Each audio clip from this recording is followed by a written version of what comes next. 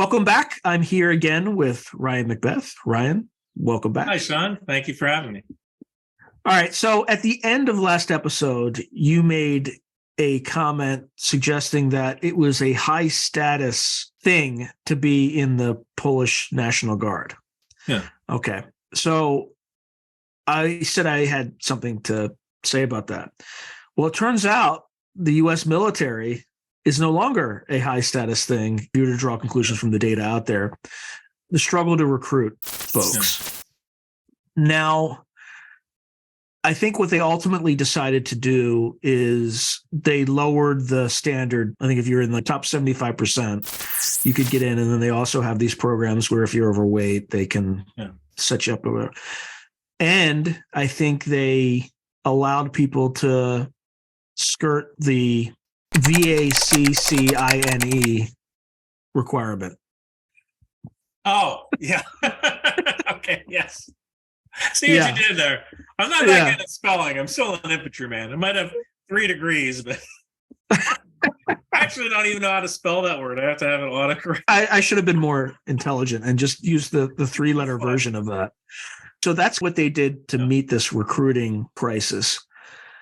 The thing that I don't think has come out is they were seriously considering nixing a division in order to make the manpower requirements. Yeah. So what do you think's driving this thing? And we'll get back to Russia-Ukraine. I didn't take it on a complete. I think there's a couple issues. I think the first issue is that I want to say only 30%, I might be getting this figure wrong, but I think it's from memory, only 30% of males are eligible for military service in the first place, because everybody else either overweight, they're drug addicts, or they have a criminal record. I think that, not that I care what people do, but I think that the legalization of marijuana maybe hasn't helped, because if you enjoy recreational marijuana, disqualifies you still? I'm sorry? Does it still disqualify you? Oh, I don't know if it disqualify you, but you have to stop.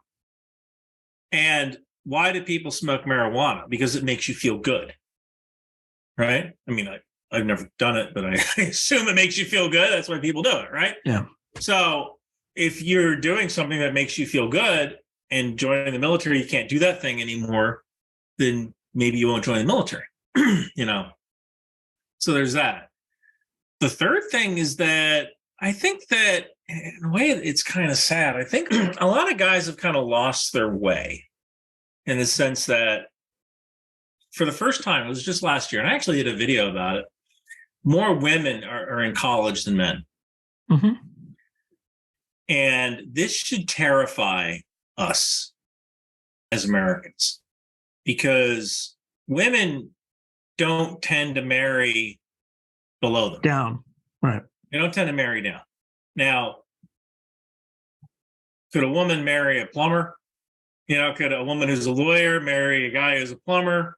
Yeah, probably, if the guy has a successful business. But usually most women go like, all right, well, this guy doesn't have a degree. I have a degree. I'm not going to date him.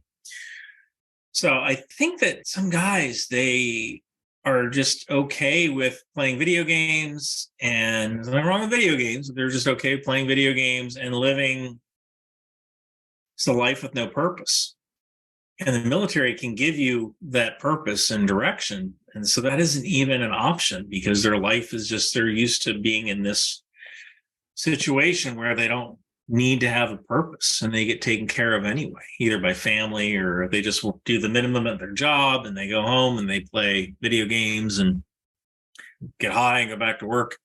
So I think that hasn't helped either. I think you need a sea change of attitude. And I think that's why people like David Goggins or Jocko Willink are so popular. It's because they're guys who say, hey, you want a better life, go to the gym, do something new, read a book. David Goggins has probably helped more people get off the couch than made the Couch to 5K program. I think that there is hope. There's definitely hope there. But I think that a lot of the reasons that people don't join the military is that they don't have to. And they'd rather just live a comfortable life. That's a very tempting thing. I enjoy my comfortable life. Mhm. enjoy it a lot. But why do I have that triathlon bike over there? It's because at least once or twice a year, I make myself really uncomfortable training for marathons or Ironmans. And in fact, I didn't work out this morning. I need to go for a run today. But, as soon as we're done, I got to get on the treadmill. And I get on the bike.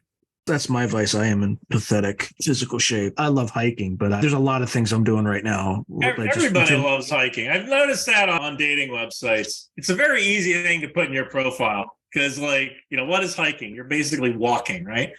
You said my thing was like doing log rolling.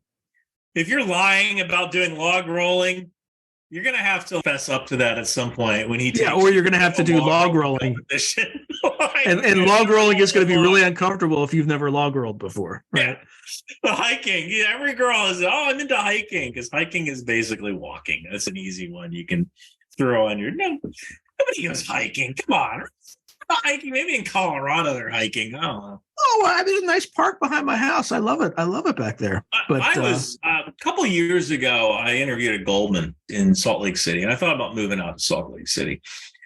And I couldn't believe how, it's like everyone in Salt Lake City was in shape. It was the weirdest thing I've ever seen. And I guess it's because you can be active all year. You're skiing, you're riding a bike. It gets cold, but. Actually, in D.C., you see in shape people too, but that's more of like a power thing. I have to look good in my power suit. Exactly. Yeah. Whereas in Salt Lake, well, the other difference too, though, is I think it's a lot harder to stay in shape in D.C. because of the humidity, right? Whereas in Utah, there's no humidity. When I moved down to D.C., I was working at a hedge fund, and I had to buy 3 new suits. Because I rolled down there with a wool suit. I think I went there in May. I went there in May. And I had my regular suits I used to wear in New York City and Philadelphia. I roll into this hedge fund and I'm like sweating. When I went right to the freaking men's store, ordered 3 new seersucker suits and 2 new seersucker sport coats because I ain't doing this. It was like, and I started wearing a hat as well. I never used to wear a hat. And now in DC, I'm always wearing a hat, at least a straw hat during the summer. Because I used to look at guys. DC is probably one of the last places other than Miami where people wear straw hats every day. And you'd think, why are people wearing straw? And you down there. Actually, I now that I think about it, why do people wear those weird straw hats? I'm about to get the answer. Because it's hot, keep going. And you're walking from the metro to your building, and the sun is beating down on your head. And that's why you wear a straw hat. And then why is it a straw hat? Because it just breathes better? Or I think it's just the fashion. I mean, DC is the South. Whether you like it or not, it's the South. Well, it's also built on a swamp, so it's literally a swamp. I've heard people say, well, technically, it wasn't really a swamp. It was a retention basin. It gets really hot. You are at the border. I have noticed, it's actually fascinating. So I live in Maryland. I live like 2 blocks from D.C. because I own pistols, and I was not going to go into D.C. and deal with their safe gun laws, right? So I had a choice between D.C. and Virginia, or Maryland and Virginia. I decided to stay in Maryland just because then I could hop on, get on 495 and go up and see my parents near Philadelphia. And I remember I thought about Virginia. The gun laws in Virginia are better. I could move to Virginia. But then I found out that if you're in Virginia, nobody will date you. Because they think you're a redneck or something? No, because getting to Virginia from DC or Maryland, you might as well be on the moon. Because you have to you either get on 495 or you're taking the red line to the blue or yellow line or the green line, down to or the orange line. Or if you live in like Reston, good luck. There's this line. It's called the Silver Line. It's a train that goes all the way out to Dulles. It's like the boat that took people to Ellis Island or something. Like you're on this train forever, like just to get out to Dulles, because it's not very fast and it has a lot of stops. So Silver Line, I've had people like fans. I once had a reporter who was like, "Hey, I'm flying into Dulles. I have like a 4-hour layover. Can I do an interview with you?" I'm like, "Where are you at?" "Reagan, Dulles." Good luck with that. Like, I ain't going out to Dulles. I've had friends say, "Can you drop me off at Dulles?" Like, you got to be a really good friend for me to get in a car and go to Dulles. Like, I would rather pay for you to take an Uber than for me to drive you to Dulles. Like, to go down that freaking road. Screw that. So yeah, Virginia, it's just getting to Virginia is so freaking difficult. Nova. But outside of Nova, like after you go past Fredericksburg, you're suddenly in the South. Like people are polite to you. It's the weirdest darn thing. And another thing I'll tell you, Maryland, it has some of the worst darn drivers in the country because I think everybody comes here and they bring their habits with them from wherever they were. So you get here and it's like Mad Max Fury Road, like every day on 495. I turn my Tesla on. And I'm like, I'm not dealing with this. You deal with it, Elon. I'm not driving in this. My car drives. Oh man. Yeah. All right. Ukraine. Okay. Russia-Ukraine. All right. So how's this thing gonna evolve? How can Putin win? Or so there's no win. Nobody wins. And I've said this to people. People say, "Oh, Ukraine will win. Russia will win." There's no win. Nobody wins. There is no win. It's who's going to lose the least. There's that. And I also think that the end state, I don't even want to say win, the end state will be some sort of negotiated settlement. There's not going to be a surrender agreement on a battleship. There's not going to be a surrender agreement in a rail car. There's going to be some kind of negotiation in a third-party country, Switzerland or even Iran or Saudi Arabia, something like that. There's Turkey. It's going to be a negotiated settlement. And what I see is some sort of multinational force that's similar to the MFO in Egypt or the K4 or S4 in Bosnia or Kosovo. I see D4, Donetsk Force. And these people, it's a unit that the Donetsk region of Ukraine becomes this kind of quasi-independent state-ish kind of thing. And you have an international force there to enforce the peace agreement. Russia's limited to having 400 tanks on the border, and Ukraine is limited to having 400 tanks on the border. And there's some sort of international peace agreement.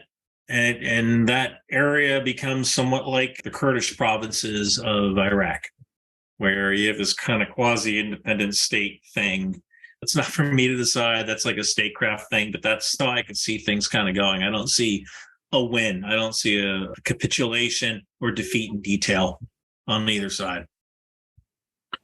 Do you think the Russians have done anything to retaliate against us or NATO for sending, at least in our case, $50 billion to Ukraine? So as an example, I think in 2014, there's a unit from the GRU that sabotaged a Czechoslovak or a Czech.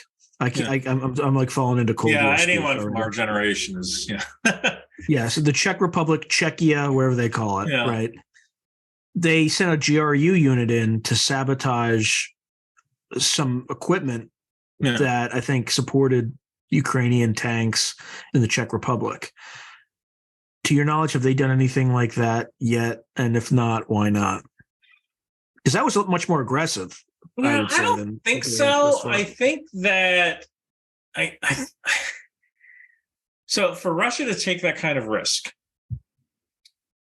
the payoff has to be extreme.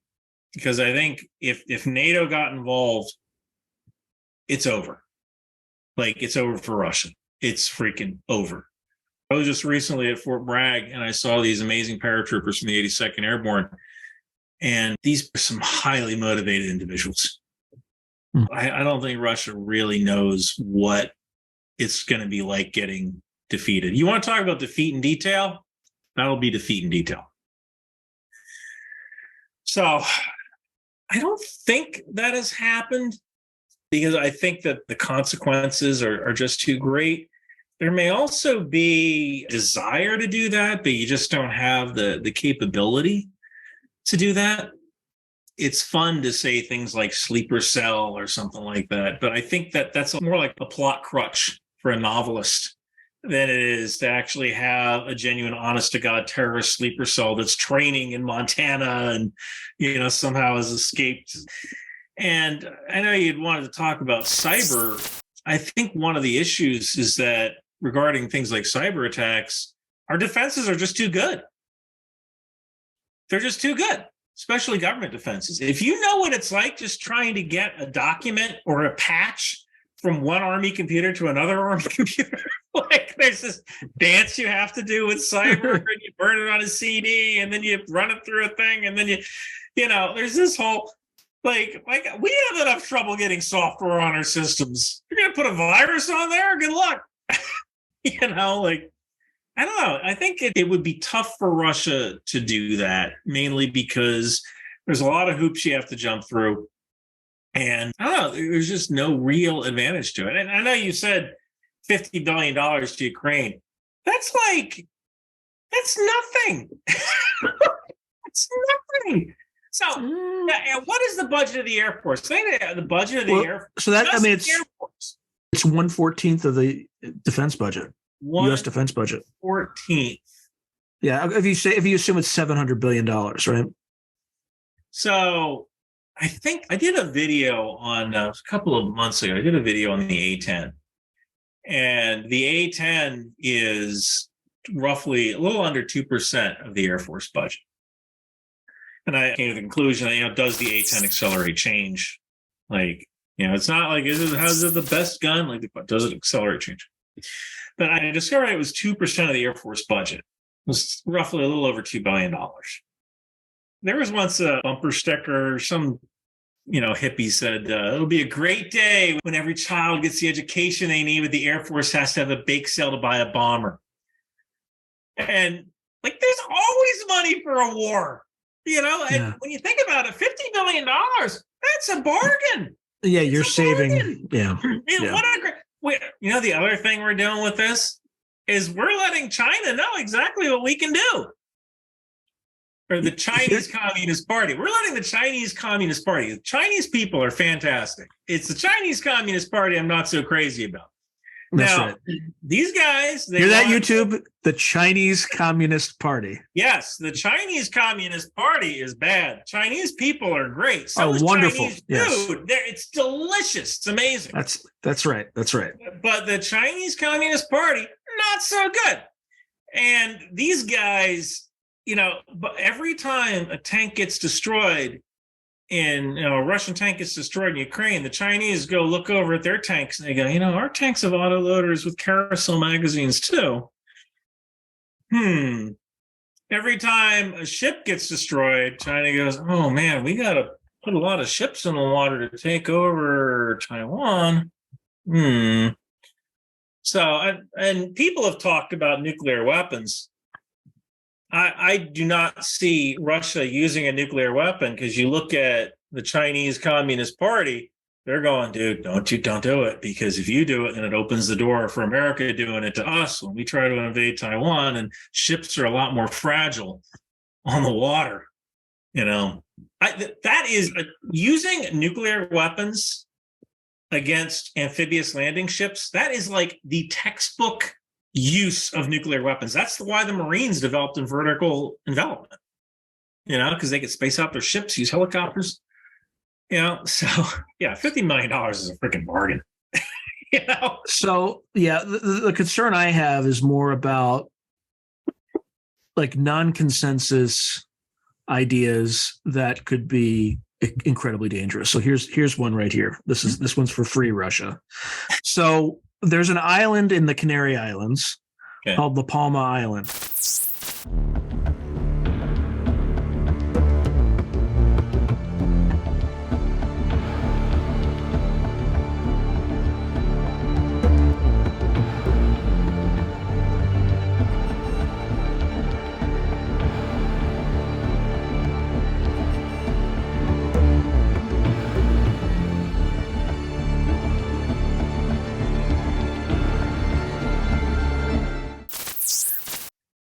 It has a volcano on that island. And I think there's a piece of the island that's like on the verge of falling into the Atlantic Ocean. If you were to put, say, again, I have not researched this thoroughly, so I don't know if there would be enough explosive to do this, but it just needs a little nudge, right? So you send like a submarine there, a Russian submarine, send out a dive team, rig the thing up. You could take out the eastern seaboard from the displacement in water and the tsunami that would cause, and you wouldn't have to use a nuclear weapon. So there's a bunch of like tiny cataclysmic things that anybody can do could really change the game. So I don't know. I didn't mean to go that dark that quickly, but I'm a science fiction and horror writer as well. Yeah. In addition to the other things I do, and my mind comes up with creepy things like that all the time. I can tell you, if we figured out who it was, they would probably have to deal with nuclear weapons at that point. Well, if the new government in Sacramento, California figures out who did it, then we would have to reconstitute. Yes, then Russia would be buried in a sea of nuclear fire, as the North Koreans like to say. Would not work out well for these guys. Yeah. Yeah. Sorry. Oh, I forgot you live on the Eastern Seaboard. Sorry. I live pretty far in. I don't know. Plus, I got the Eastern Shore, Maryland, protecting us, so I think we'll probably be okay. I don't know. You know what I'm worried about? I have to go shopping today. And I live in the city. I've always said, like, I'm not afraid of, like, Russians. Wait, when you say you live in the city, you mean like Baltimore? Yeah, I live in Silver Spring, Maryland, which is the city. Okay. It is a city that's... Okay, but it's not Baltimore. Okay, but it's not Baltimore. Although it's funny, people are like, oh, you live in, you're doxing yourself for people, telling people where you live. Like, I'm a gun owner and a veteran, man. Don't threaten me with a good time, right? Yeah, I wouldn't. You don't want like Spetsnaz showing up at your house, right? It's not. Guy can dream, right? But I have to go shopping, and it's not like the spontaneous that I'm afraid of. It's the darn homeless who have nothing to lose, because the whole area, kind of where I live, has gotten a lot worse in the 7 years I've been here. 5 years. Is it fentanyl tied to fentanyl at all? I don't know what it is. By the way, is that a dangerous word? Did I just say a dangerous word? Maybe. I don't know. Trigger warning. I think I'm going to have like trigger warnings throughout this video. Pharmaceuticals, maybe. You could say the word pharmaceuticals. Illicit pharmaceuticals. There we go. There you go. It's gotten pretty bad, and I don't know what it is. I don't know if it was a combination of the pandemic or what, but there's a lot of homeless in this area, and some are fine and some are not so fine, in the city. And I don't think we've gotten to San Francisco-like proportions yet. But it actually struck. I was talking to somebody the other day, and I realized, like, I don't go out anymore. Yeah, I don't either. Yeah, I don't go out anymore. And I used to go to Wizards games. I used to do stuff, and it's gotten to the point where I know we need to help these people, but I don't know if the way to help them is through the panhandling, right? Like, it's through programs and things like that. And I pay for those programs with my taxes. So I'm kind of wondering, like, what am I getting living here? I don't know what I'm getting out of this. You got to go to a state that, I don't know what, Pennsylvania has pretty good, like, a tax situation, right? But state income tax. Yeah, I am considering moving to Cocoa Beach, Florida. I've been down there a couple of times. Cocoa Beach, Melbourne. I've been down there a couple of times to do marathons or do a triathlon. And I really, really like it down there. I like Miami too. It's just so expensive. Just wait till the recession gets a lot worse. And it'll get better.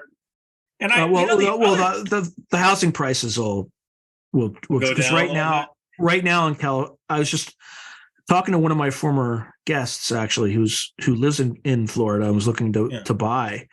And he's just like, what the F? Like, the prices here are ridiculous. And it's because everybody, since the pandemic, everybody is moving to states that handled the lockdown in adult-like responsible ways. They're all heading to those states and fleeing states like mine. I'll tell you this. I mean, there's a reason you referred to San Francisco. Like, look, I used to work in the city, and I remember looking out the window one day, and there was a guy 100 meters down, about 2 floors below me, had his leg open, and he was ejecting literally right on the street. So, I'll tell you this: mask, no mask, I don't care. If you want to wear a mask, knock yourself out. I will tell you this: I wear a mask almost all the time if I have to take the metro, just because it's a little shady in there. If not the super C word, you're going to get exposed to something. By the way, that is what horrifies me. Like the incompetent way that we handled this thing is, in the long term, is going to kill more people, because you're going to actually have a super lethal pathogen at some point in the future, and people would be like, you're just lying again. You're just making it up. Yeah. And they're going to die. I'd like to know. And I encounter this in the supermarket. Like, if you want to wear a mask, wear a mask. If you don't want to wear a mask, don't wear a mask. But the people who are still wearing masks wrong, what's your deal? I just want to know. Like, the ones who are still wearing it below their nose, like, it's been 3 years. I had done a couple of races where it was very strange, because you didn't know, are we masked, are we not masked? Like, what are we doing? And then, you wear a buff, and the buff is like, it's a piece of elastic. You're breathing right through it. It's like the performative. Well, yeah, that's the thing. Like, I don't like it. It's. I think it's worse for you cardiovascularly if you're wearing one of those things and you're running. It's just not. It's not good for you. You're sucking up your own. Like, I am one to talk about any kind of health stuff, because I smoke, I drink. I eat McDonald's. Like, I'm not exactly the paradigm of healthy living here. I am definitely not a physician, but it is. I'm not a physician, but I am a man of science, or at least I like to think I'm a man of science. The funny thing was just doing races, and you're like, what is the rule here? What are we supposed to do? And then things are coming down during the race. I'm like, I don't freaking know. I am definitely looking forward to a return to racing. And I guess we're out of it now to an extent. I don't know. Maybe it's back. I don't freaking know. I don't know what the deal is now. Are we out? Yeah, I don't know. Yeah, all I know is I've been lied to. Right. Some of the things were true. Some of them were lies, but like. So I noticed on dating profiles, you're not seeing stuff anymore that requires you be vaccinated to date someone. Apparently people who are unvaccinated, like, there's like a demand on unvaccinated blood. Like, it's bizarre. Really? I'm not taking a side on this, but like, look, I did the Moderna, I did too. And I went into it saying, I know I'm rolling the dice. Yeah. There have been no long-term clinical studies on this. I am the long-term clinical study, but my work's requiring it, at least at the time. And I'll roll the dice. Yeah. But I'll tell you what, like, I wasn't one of those people who was just like, you all must get it. I was always, you should make your own informed decision. And it turns out that the thing doesn't prevent the spread. And that's the main reason I did it. I'm not really doing it for myself. I'm doing it to make sure I don't spread other people. And they lied to me. And it's just like, be kind of scary. I don't like the idea of hurting somebody else, And I didn't, I had said, like, shoot, I smoke, I drink, I eat fatty food. You want to give me a shot? Like, that's the least of my freaking concerns. Like, I know my dice, I'm rolling snake eyes sooner or later with my lifestyle. Well, and the other thing too is you're seeing all these people who are dying of cardiac events. Now, I'm not saying it's one thing or the other. So there's like 4 potential things that is. One, it's the biggest conspiracy theory is it's a reaction to the Victor Alpha X-ray. Okay. Right. The other is it's just a part. It's just a part of. I'm I know. dumb. The other potential thing or rationale is it's part of long big C, right? I can't believe I have to like say this crap this way. It's so dumb. It's so dumb. But we want to get advertising dollars, so I guess, right? Yeah. The other part is it's a long-term aspect of people who've had the disease. Yeah. C, it's always been this way. We're just noticing it more. Or D, it's something else entirely. Higher stress or more social alienation, or maybe all the above. All I know is when I took that thing, my lymph nodes were swollen. I'm like, what the? Like, this has never happened to me. This is really weird. But after that experience, like, I'll never take another one of those things again. Like, I'm done.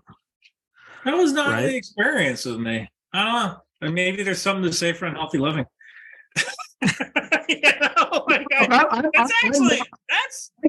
I'm more healthy than you on eating. I guarantee it.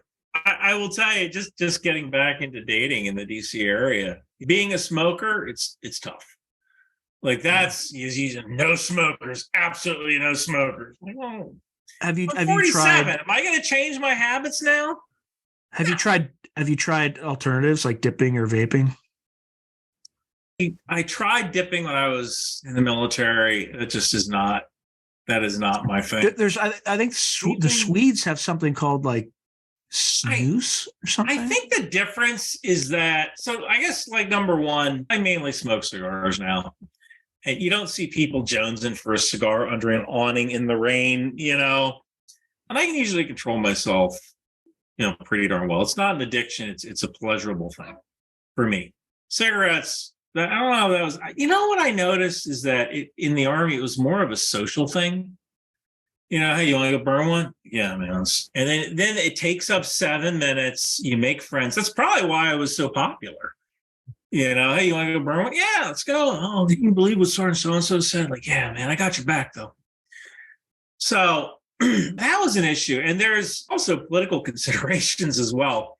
Because, one of the first things you get asked on any kind of dating app is, are you a Trumper? Or are you a Republican?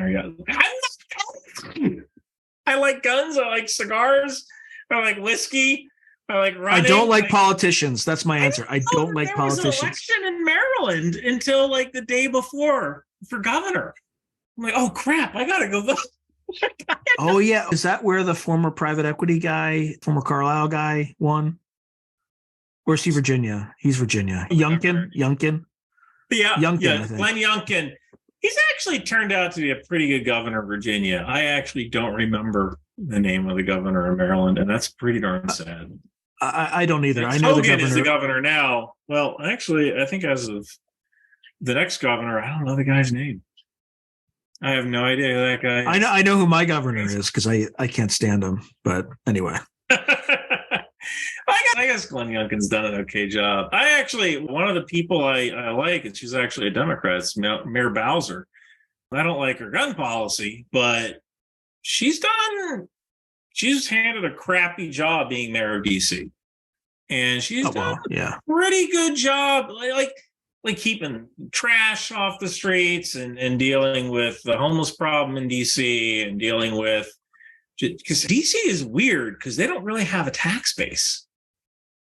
So they get a lot of their money from property tax. So they beg the federal government for money because there's so many federal buildings on DC that DC doesn't get any of that money. So they have whole entire chunks of that city that don't generate any tax revenue. Wouldn't a commercial tax just slap on a commercial tax to those buildings? And sales tax, they have property tax in DC. Property taxes are a major part of any kind of tax system, right? And DC just doesn't, they don't have enough, as much compared to like where I live in Montgomery County, where everything gets taxed. So that's one of the major, people are talking about the Hoover building getting moved out of DC, getting demolished and moved out of DC because the FBI has outgrown it. And there's also like asbestos and it's not handicap friendly. And it's not big enough. So people have been talking about moving the Hoover building to Virginia or somewhere in Maryland. And DC is all for it because they want that parcel so they can build condos. because they need the revenue. Man, I can't even imagine what it's like being mayor of DC and you have to deal with, not having the. I can't imagine what it's like being the mayor of any major U.S. city, particularly in the wake of what happened in 2020. I mean, I guess I could afford to move to Florida. I just haven't done it yet. And I don't know. Yeah, that's one of those things, right? Like, I could probably afford to move. I could. I just haven't done it. And I don't know. I guess sometimes you get stuck in a situation. I'm not stuck. I like my job. I like my friends. I like, being able to go rock climbing and, go running in my treadmill and stuff like that. I don't know. I think for me, it was so expensive to get into this market. Like I got in 2009 that once you kind of pay off your real estate, like it just keeps like, especially where I live, it just keeps going up and up and up. And you're like, and that as bad as California taxes are, property taxes are quite favorable because there is a provision. I can't remember if it's called Prop 13 or it's probably not Prop 13, but back in the 70s when housing pricing was increasing so much that they were raising real estate taxes on the elderly and they were getting thrown out of their homes because they couldn't keep up with it. So the way that it works out here is when you buy your house, your tax rate is effectively locked at that property value. They can only increase your property value by something like 2% per year. Yeah. So you could be living in this is not my house, but let's say you live in Menlo Park. You could be living in a $3 million house. And if you bought in like 1970, you might be paying taxes on a $50,000 times 1.02 raised to 40th power, which is still much less than $3 million, but you're paying, your taxes on something that's a lot more reasonable.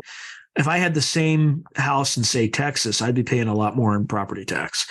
Now I'd be paying a hell of a lot less in income tax, but it all depends. And also you can transfer your house to your children at, I think, a similar tax basis. So once you're in, it's prohibitively expensive to get back in if you ever want to get back in. So there's no incentive to. So if I ever moved, I would just buy a separate property somewhere else and then rent this place out just because I would, the tax incentives that I would lose. If I bought my house now, my taxes would be 3x what they are currently. And people who got in before me, anyway. We were supposed to be talking about Russia and Ukraine, so. Well, you can edit this.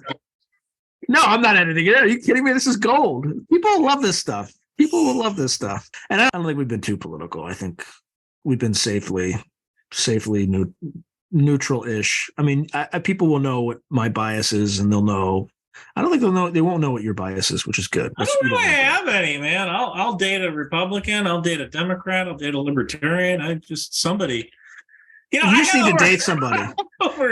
Yeah. So in the comments, if you are female and available, write your phone number, and Ryan will come back and give you a call. Or better yet, go to his site. What's funny is I have like 570,000 followers on YouTube. Only 25% of my viewers are subscribers. So it's 75% are non-subscribers. It's crazy. And one funny thing is I've actually looked in like 1.1%, like between 1.5 and 1% of my viewers are female. It's like, man, I just can't freaking win. That's worse than me. That's worse than mine. That's 500,000. Like, still no freaking luck. Well, I don't know. It's a regiment. There's like a regiment that follows you. 5,000 people. Yeah, it's like one of the funniest dating stories from DC that I've ever. One of my funny ones was I was on a date. It was when I first moved here. It was back in 2017, I think. When did President Trump get elected? 2016, right? Yeah. Well, he would have gotten. He was inaugurated. Is that right? Yeah.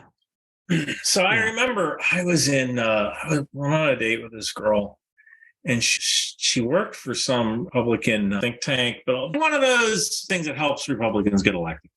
And I was on a date with her, and I was talking to her, and I asked her, what do you do? Oh, I work for a hedge fund. What do you do? Like, that's one of the funny things about DC. When you go on a date, what do you do? That's the first, what do you do? And people are trying to figure out where you are in the hierarchy. Because, someone who works on the Hill isn't going to date someone who works. It's that way in every major city. I think you have to get away from the major cities to do it. So I was talking to this woman, and I was like, "Well, what have you been doing with your job?" She goes, "Oh, I was helping Chris Murphy get elected." I'm like, Chris Murphy, he's from New Jersey, right? And he's the governor of New Jersey now.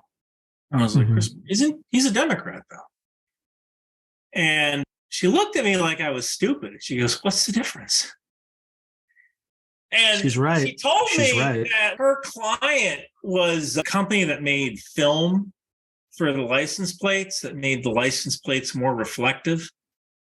And they wanted to get a contract with the DMV to get this reflective paint on the license plate. Oh my God, this is how it works. And it's like right wing, left wing, same bird.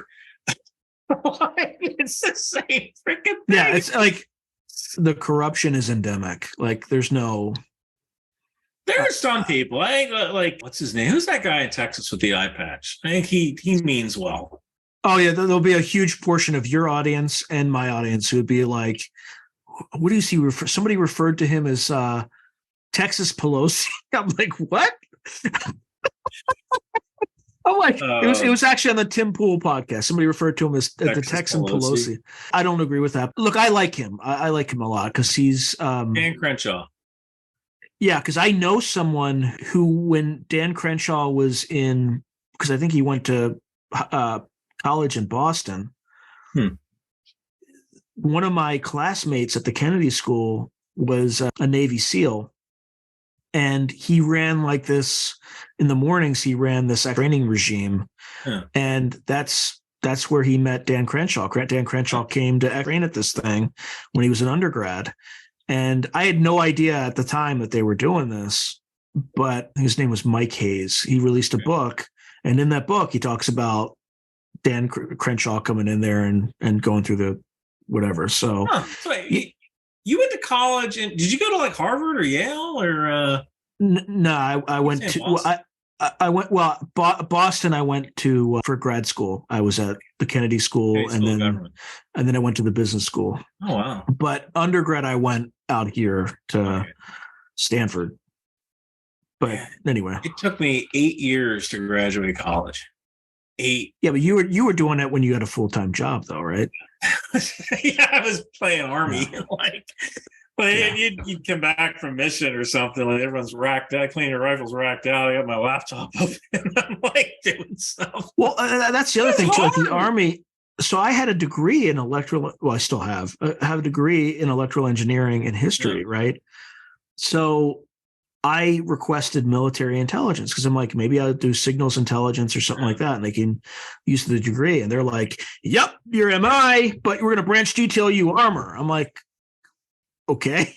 And as you know, this stuff is very perishable, right? If I'm on tanks for 5 years, I'm not using it. So obviously I'm not working in engineering anymore, but I'm glad the Army did what it did because it served me, but it didn't serve the Army. Right. It is weird how they, they'll just, you could, you look at the, the 442nd Infantry is the go for broke, the unit of Japanese Americans. And they send them to Germany. Maybe let's go down on a limb here. Well, I can see why they did that though back then. Which is they didn't trust them, right?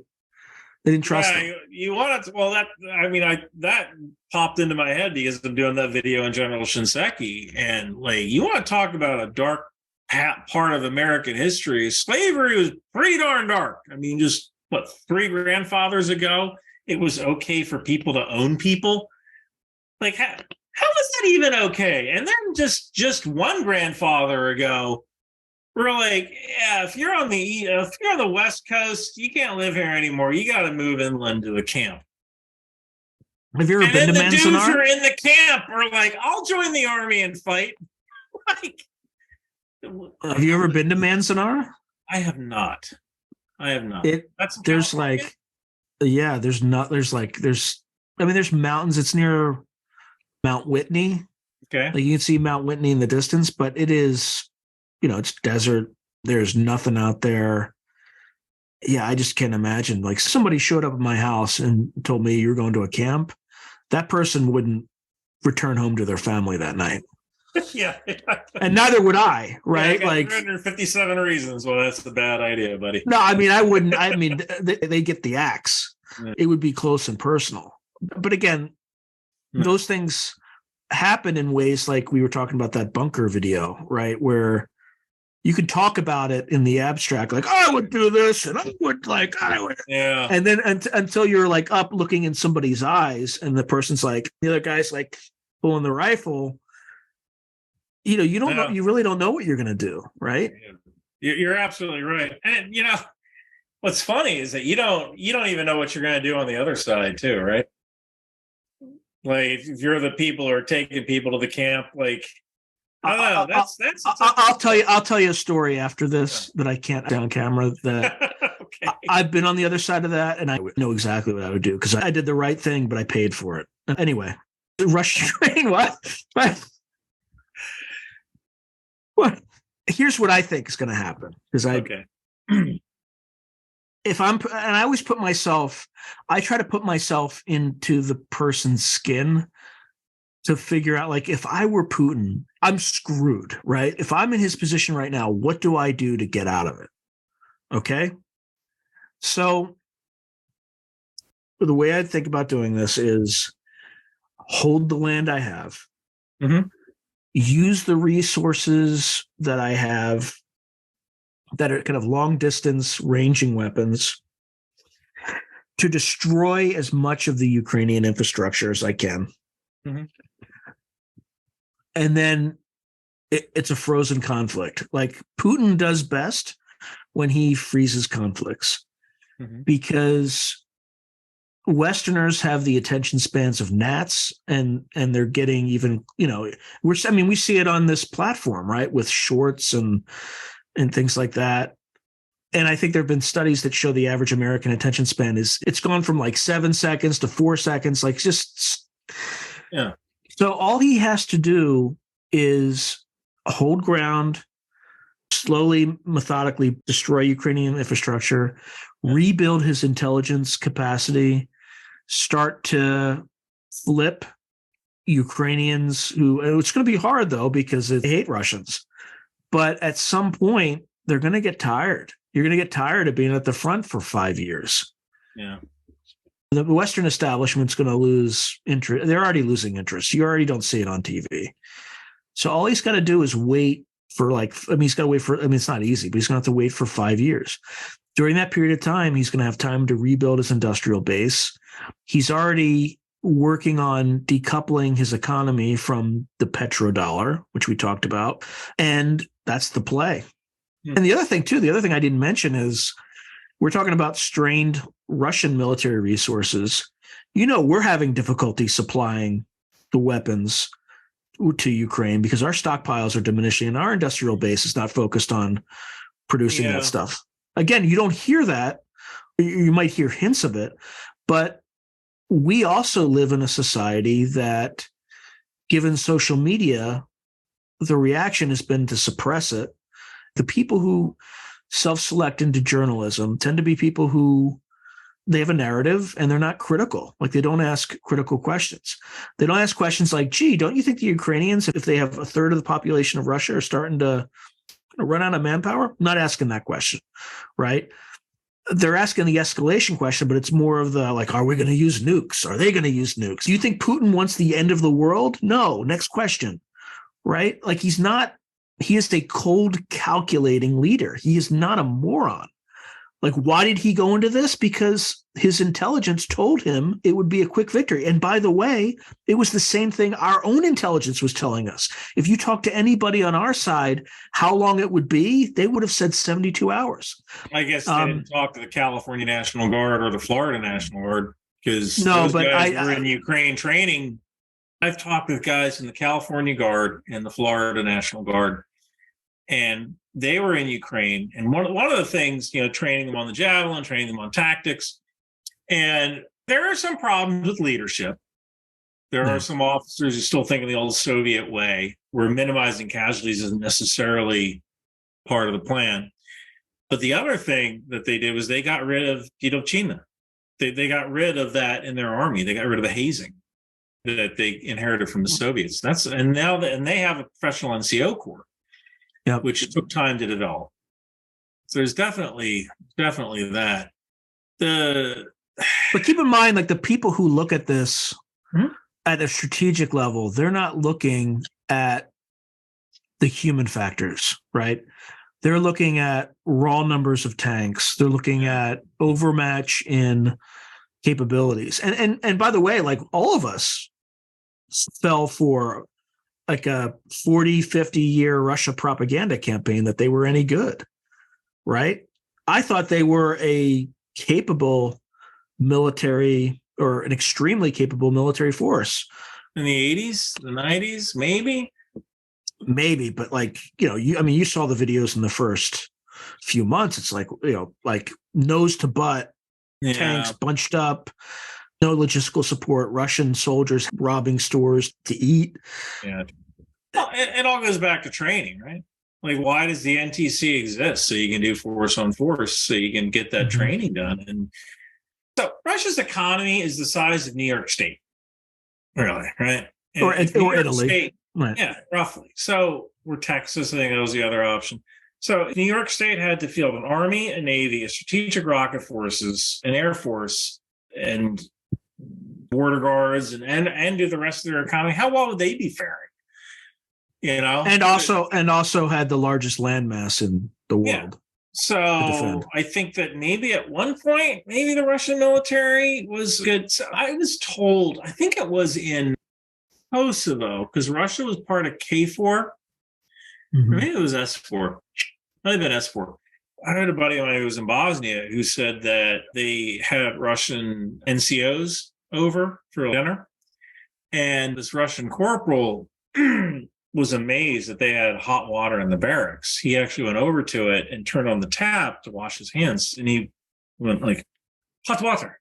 Like, yeah. You, same rank as me. Yeah. Like, he couldn't believe that Americans got hot water in their barracks. So, well, let me say this though. This has not been said yet, but it needs to be. Yeah. That's like someone from the Army going to an Air Force barracks. And they're like, you have champagne. Like, what?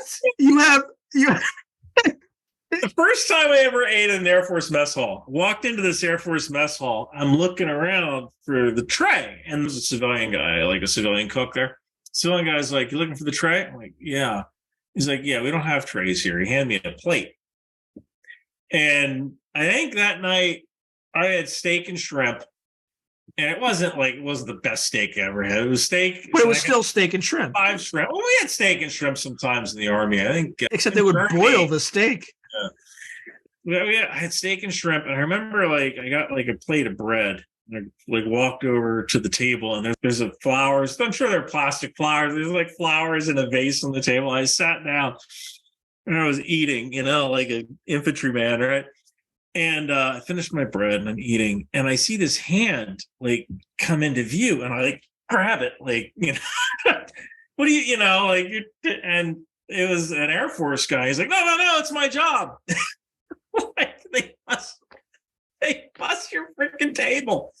Might have been a contract. I was an Air Force guy, but they bust your table. They take your tray. You don't have to get up and put it on the little conveyor belt or anything. We're paying taxpayer dollars for people to bust plates in the Air Force. At least as of 98 or whatever. And they're kvetching just that about facility. They're kvetching about A-10s.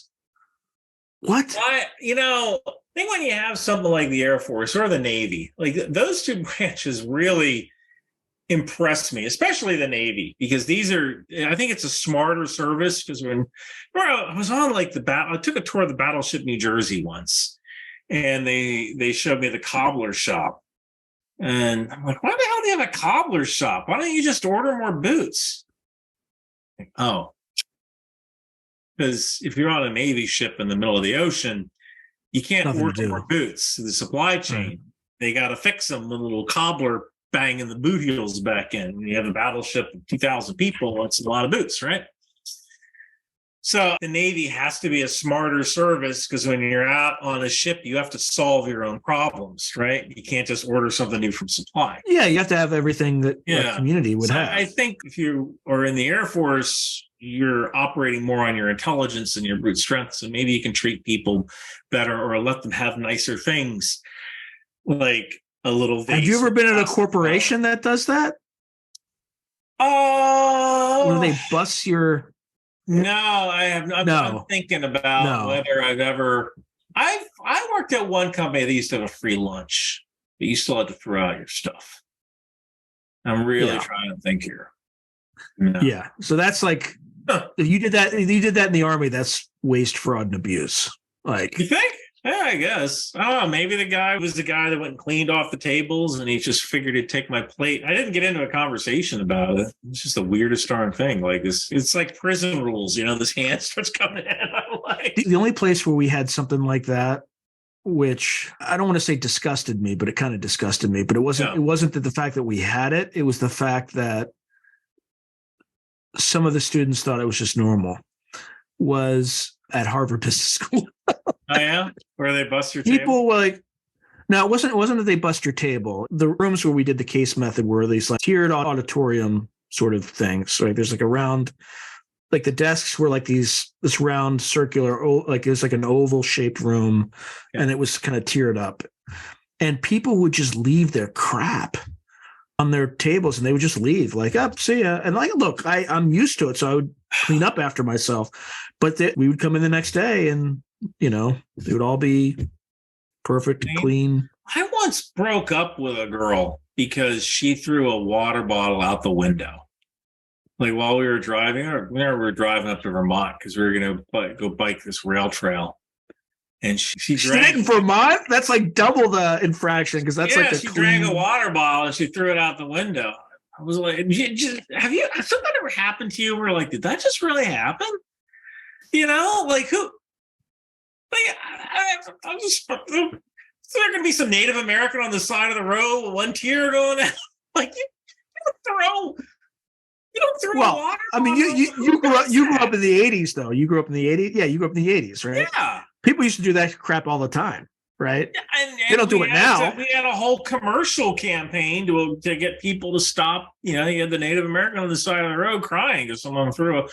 Dude, I remember that commercial. I've never thrown anything out the window. I've thrown cigarettes and cigars out the window, but they'll return to nature, But like, except if you did that where I live, it would have like burned down the forest. Yeah, is California on fire right now, or is it still flooding? I don't know. I can't. It's just it's flooding. Like actually, it is not currently raining, but we have like 17 atmospheric rivers. Just like if you start seeing locusts, I don't care what your property value is. You need to get out of there. Yeah, the last several years have been nothing but fires. I have pictures of myself walking outside and everything is red. Wow. Because there's a fire in the background. It was above the marine layer, so it wasn't really in the air. But when you were in the military, did they have the CROWS system on any of your vehicles? I don't think so. When was that? Like what period was that? They started fielding the CROWS in probably the mid 2000s. The Strikers all have CROWS systems, but the CROWS system is basically this robotic camera that's hooked up to a gun, and you can control the gun from inside the vehicle. Now, the CROWS system is great because it has a thermal camera on it, it's stabilized, and you can select a target, and even like something like a Mark 19. You can laze that target and it'll adjust and thump, thump, thump. Well, the California National Guard has saved a lot of lives with that CROWS system because they'll use it to look for people who are trapped during these wildfires. Ah. Now, for me, CROWS system is good and bad as a heavy weapons guy because CROWS system is great is if you're in like a static defense because you can look for the bad guys with the thermals. But you can't do escalation of force with it. Like if you have a vehicle coming at your vehicle, you can't have a CROWS system as the lead or the trail vehicle because you might have to do escalation of force. And you can't have a guy hanging out the hatch with the CROWS system. But California National Guard has saved a lot of lives during these wildfires because they can take their Humvees out with the crows and the forward-looking infrared sensor on the crows and look for people who are trapped in buildings. Yeah, or in the forest.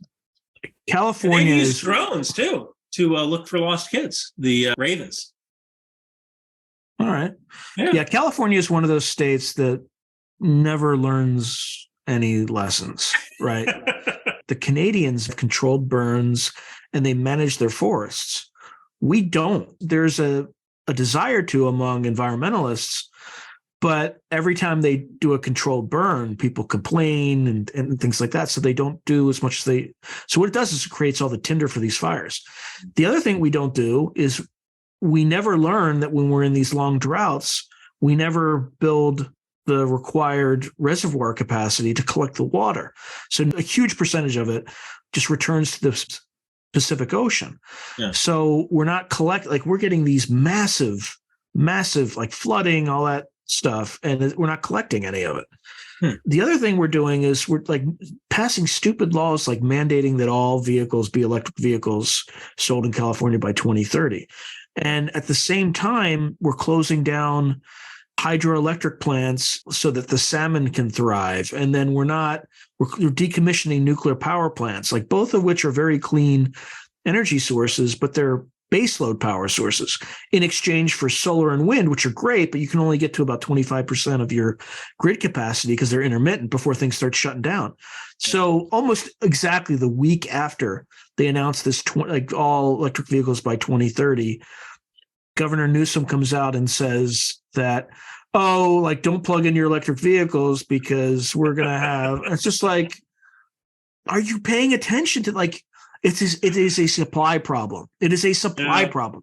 Fix the supply problem. And it's just like, you can't make this stuff up. I love my Tesla, but I don't drive it because I'm an environmentalist. I like clean water. I like clean air, but I also recognize that I have a coal-powered car. Yeah, that's exactly. It is a coal-powered car. I'm not against electric vehicles. I'm just saying, I think we need to get off of. Best car I've ever owned. Huh. Best car I've ever owned. And the best part is I can fuel while smoking. Plug that thing in. This is great. Try doing this with your internal combustion engine. The reason I don't have a Tesla is if I had a Tesla, my electric bill would be like $4,000 a month. Well, it would be out of control. I usually charge at superchargers because my apartment doesn't have a Tesla charging station. But when you get into it and you boom, boom, turn that thing on and you just let it take you to where you have to go. I mean, you have to keep your hands on the wheel usually. But it's great. Has it ever done anything that made you a little nervous? I have almost been in 2 accidents, but it wasn't because of the Tesla. It's because of Maryland drivers. One time was like the Tesla was making this turn, and it was like this hairpin turn. And I'm like, all right, I better control this because I felt it trying to turn into the curb, and luckily I grabbed it. It was a weird thing because it was at the end of a highway, and you had to loop around like this because it was near a park and ride, or a kiss and ride, where you drop someone off and then go. So that I had to take over there because but I get it because it was a kind of a weird thing. The other was I was driving, I was on 38. So I was driving and this one dude decided to make a U-turn on the highway and I jammed on the brakes and I'm thinking to myself, oh crap, I just bought this thing. And the guy, I remember he looked at me and he goes, because he knows that those are the best. Those are the guys you can't get angry at because you're just sorry. Yeah. I've done that before. Not like a U-turn on a major highway, but I would do something stupid where I accidentally cut somebody off, and I'm like, oh, I just screwed up, and they would beep at me, and you're like, yep, I'm. One of the weird things here is that when a light turns green, if you don't go, it's people just lean on the horn. Oh yeah. You need to go the millisecond that light turns green. Well, look, you grew up in New Jersey. I grew up in Delaware. I'm that way. I'm just, I try not to. I try to be nicer out here. The beauty though of where you are versus where I am, like that, they'll do that, but at least it's out in the open. You do something like that out here, you'll get out of your car and you'll walk and you'll come back and they'll key your car. It's more passive aggressive out here than it is. Like it's very, very aggressive out there. Because when I was an undergrad, somebody had my turn signal. I was going to take a parking spot, and this guy just kind of zoomed in and took it. So I just did what somebody from the East Coast would do, right? I stopped my car. I'm like, "You mother effer!" And I just, let him have it. I felt better, and then I went and found another parking spot, which conveniently happened to be directly in front of him. And I came back to my car, and like he had, because I could still smell it. He had bought a new pack of gum, had chewed it like 3 times and stuck it underneath the handle of my door. And it's just like, it's California for you, man. Very passive aggressive. That's crazy. Look, I probably terrified him because people aren't used to being confronted out here. Really? So, yeah, it's very passive aggressive. Like on the East Coast, if somebody doesn't like you, they don't like you. Oh yeah. You'll definitely you'll let someone know. Yeah, in California you don't know. Everybody's family. Last time I was in California, I was in San Luis Obispo. There's a base there. I think just San Luis Obispo. I was there for an assault victim conference. I was like a counselor, my last couple of years for a victims advocate. It was part of Army training. They send you there and you get trained up on procedures when dealing with that sort of thing. And again, I don't want to say exactly the words that I would normally use because I don't know what YouTube would do if I say those words. So I was out there and I remember I went to smoke, and you can't smoke in San Luis Obispo, at least in downtown San Luis Obispo. You can't smoke. Oh, yeah. Yeah. On the street. Like, this is the street. I can't smoke on the street. Yeah, That's insane. I remember I called the NCO and sent me there. I'm like, you sent me to a place where I can't even smoke on the street. They hung up on me. Like, I don't want to hear your crap. Send me to active bliss. It's beautiful out there though, right? I went hiking right? Like, but then on my Tinder profile, I went hiking every day. At first I was like, I'm going to go running. And then I was like, this is really pretty. I went hiking and there was a sign saying, beware of mountain lions. Like, man, I don't know. Like, yeah, I don't know if I want to be out here. Mountain lions be like that the daughter in 24 getting attacked by the cougar. We got mountain lions out here too. We have coyotes. It's fine. I don't want. They're very rare. They'll leave you alone. Just no sudden movements. Oh God. Yeah, I am definitely a city boy. Like, I once had to deal with a bear. I remember I was at Fort Drum and there was this it was a bear. I was doing land nav. I was with 2 other guys. I think I was a specialist with 2 other privates. And we were doing land navigation, going point to point. And I saw. Oh, and for folks who don't know where Fort Drum is, it's in like northern New York. Yeah, northern New York, right close to the border of Canada. And I remember I saw a bear. And I don't know what to do if you see a bear. And depends what kind of bear. Well, so I'm getting to that. The bear you would have seen is not the bear to worry about. You should always worry about a bear, but Joe Rogan, actually, I remember listening to a Joe Rogan podcast where Joe Rogan said a bear looked at me like, are you food? And I remember the bear, this bear looked at me like, are you food? And I remember I said to the guys, all right, we need to back away. And for all your viewers who don't really understand the military, that you're not armed all the time. You don't have a gun with bullets all the time. You're doing land navigation. You may or may not have your rifle, and there's certainly no bullets. Right. So I remember I saw the bear, and the bear started coming toward me, and I always had an Alice. It was back when we actually had the Alice pouches. Yeah. And I reached inside. I had a bunch of Licky Chewies, some hard candy. I put that on the ground. I closed it back up, and I was like, let's keep backing away. And the bear got more interested in the candy. All right, that's all he really wants. He doesn't want to eat me. But I remember I got back, and I had gotten 4 of my 5 points, so I was good. I'm not going with this 5th point. I don't know what's out there. And I told the story. Like I encountered this bear, and we had this one country guy. Like, Don't feed him, right? Oh, was it a black bear or a brown bear? It's a black bear. It was a freaking bear. Well, was it a black bear or a brown bear? It was a bear, dude. It was blackish. If he knew what he was talking about, he wouldn't have asked you that question.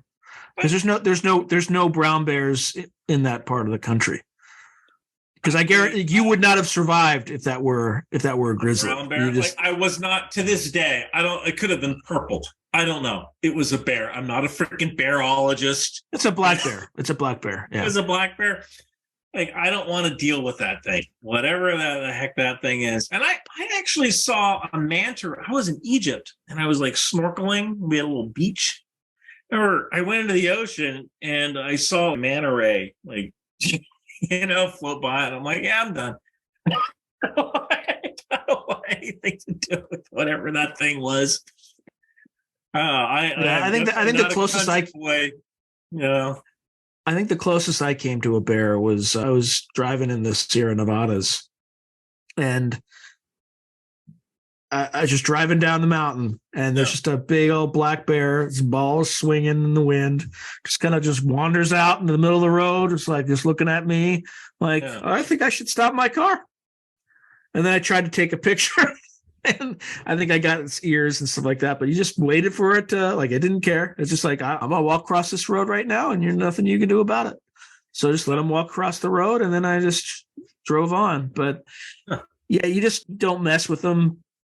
But you also don't feed them. I remember there was this incident at the National Training Center where there were some visiting soldiers and they kept feeding the coyotes. So someone from range control came in and was just like, hey, don't effing feed the wildlife. Do not feed the wildlife. So they just kind of giggled and laughed and they kept doing it. So later that night, the guy from range control just came in. And the coyote was around the campsite, and he just pulls out a shotgun, blows it away. And then he said, I told you not to effing feed the wildlife. And then they get used to it, right? Yeah. Fort Drum, one of our big things was raccoons, freaking raccoons everywhere. And I remember once, like, I went to a briefing, and we came back from our Vic, and there was this raccoon that was eating a bag of Doritos. It was the funniest thing in his little hands, and he's like, and he looked at us like, "What? I live here." Yeah, he said, "I just eating Doritos. Chill out." Yeah. So that's why I never got Doritos. That used to piss me off every time, because what would happen is the supply people would intercept all the lickies and chewies, right? So I would see one of these supply people. I'd be like, "Where did you get those Doritos?" Like, oh, we got them. How come I used to piss me off that's what they're doing. Not only are they getting the Doritos, they're giving them to raccoons. I mean, there were no raccoons in the Mojave Desert, but there were rattlesnakes. I remember my driver once, he was like looking at his cot. It was night. Yeah. And he's just like, hey, sir, what's that sound? And I hear this, rattlesnake doesn't sound like a rattle, right? It sounds like a buzz. It's like, zzz, zzz, zzz. So I hear this zzz, zzz, zzz. I'm like, hey, give me your MVGs, right? So I put on my night vision goggles, and I see this like bright green thing coiled up in the center of mass on one of those cots underneath. Yeah. I'm like, yeah, step away from your cot. Like, we're going to have to do something about this. So then the mechanics heard about it. And this one guy, Sergeant San Felipe, he's like, grew up in the Philippines, right? So they have snakes all over the place. He's like, sir, I got it, right? I'm like, all right. So I got my, those old Army duffel bags, right? Those like cylindrical things. Mm-hmm. I put that between us and the cot. So there's like a narrow opening. And then Sergeant San Felipe grabs a tanker bar. And you know how it has that wedged shape on the end? He goes through and like pins the head and then, cuts it off. Oh, yeah. And then they go and they take the snake and they barbecue it. Oh, wow. Yeah. I'm like, are you sure you can eat that? Or like, yeah, sir, it's fine. As long as you get the venom's all like near the head, it's fine. That's great. So, that's the best part of the military. You meet people from all over. Yeah. And you learn how to do stuff because then like people in like when I was in corporate jobs, like guys would call me and they'd be like, "Hey, I got this like rattlesnake in my like outside my house. Like, what do I do?" And I'm like, "Oh, yeah, let me tell you what we did." Now, Grant, I shouldn't condone killing wildlife and things like that, but I know people who freaked out when I told them this story. Like, you can't like killing an animal of the majesty of nature and this. Look, there are like 2,000 soldiers sleeping on the ground. It's night. It's in the Mojave Desert. If someone had stepped on that thing, which very likely they would have gotten bitten by a venomous snake and could have died. So that was operating in my head too. Okay. If there were any way to let the thing slither off into the distance, I would have. I mean, there have been many times where I've seen one just like zipping along, sidewandering along, and I just let it go. But yeah, I guess for the most part, though, I think I've seen snakes before, and I once encountered an alligator. I was down on vacation in Florida, and I looked and was like, "Holy shit, that's an alligator in the middle of the road." And I looked away, and then I looked back, and it was just gone. Like, they're just trying to do their own thing, you know? Yeah. Although, all right, Russia-Ukraine. One last question. Look, I've enjoyed this a lot. I hope it's pretty wide ranging. Okay, so how could this thing escalate? So I made a video a couple of weeks ago where I believe a Russian cruise missile crashed into Poland, killed 2 people. There are a lot of people who said, it was basically Russian sophists who said, like, the Poland said it's confirmed it wasn't a Russian missile. It was a Ukrainian surface-to-air missile that was errant. Oh, was it? So it wasn't a Ukrainian SAM? It was a Russian cruise missile? Of course not. So I never did a video where I explained. I really should, but you're contractually obligated to do other stuff, and so one day I'll get to that.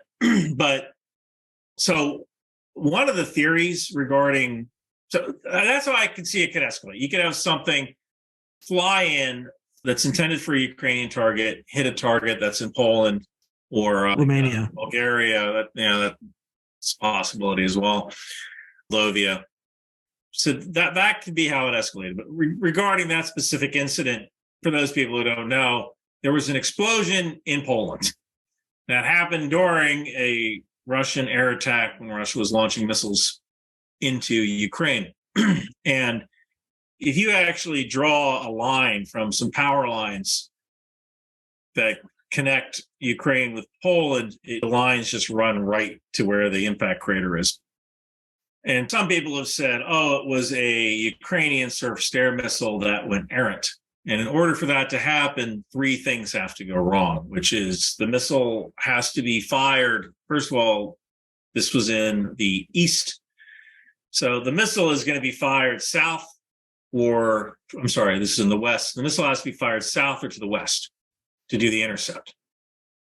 That's number 1. Number 2, Ukrainian S-300 missiles, they will self-destruct when they lose track. Number 3, these are proximity warheads. So it means when you get close to the target, it explodes. I think it's over 900 steel ball bearings that are supposed to go out in a cone. So if this had been an actual missile that was errant and somehow flew into Poland, the missile would have blown up above the target and showered it with fragments as opposed to digging a crater in the ground. This was a Russian missile that flew into Poland. But it wasn't intentional. They just screwed up. No, it was just malfunction. Now, that's not an excuse, but one of the things that people say is that it was likely a Ukrainian S-300. Now, you worked in intelligence. Likely, if you remember that document, there's 5 categories, and likely is between 51%, 51 or 55%, and 80%. So by the U.S. and Poland saying it is likely that it was a Ukrainian missile, that satisfies everybody's, because the news doesn't know. Remember that document that came out? So for those of you who don't know, in the intelligence community, there's a document and that particular document has ranges of probability on it, and you're supposed to use those ranges of probability. I can send you the document later. I forget the title of it, but we all know the document. This document has ranges of probability, and likely is between a certain percentage. It's a very specific word, because the news will take the word likely and go like, oh, okay, it's confirmed. That means it is. Ukrainian Sam. But people in the IC, in the intelligence community, go, okay, I know what likely means. So it's a way of having your cake and eating it too. So I see escalation. Escalation can come from an errant missile or a cyber attack. You could have a cyber attack that goes rogue, jumps borders, goes to a hospital, turns off the power, yet people on ventilators die. Russia just caused casualties in a NATO country. Article 5. I mean, is that Article 5? Don't do it to Poland. Don't do it to Poland, because those guys can't wait. The Poland's are like, send us some more Russians, man. Like, they have scores to settle. They have scores to settle. Yeah. Oh man. All right, brother. It was an absolute pleasure. I hope people enjoy our wide-ranging discussion. We keep getting back to Russia-Ukraine. But it was good to finally meet you and talk to you, and hopefully we'll do many more of these in the future. So you know where to find me. All right, brother. Thank you so much, Sean. If you enjoyed this video, hit like and subscribe, and I'll see you next time.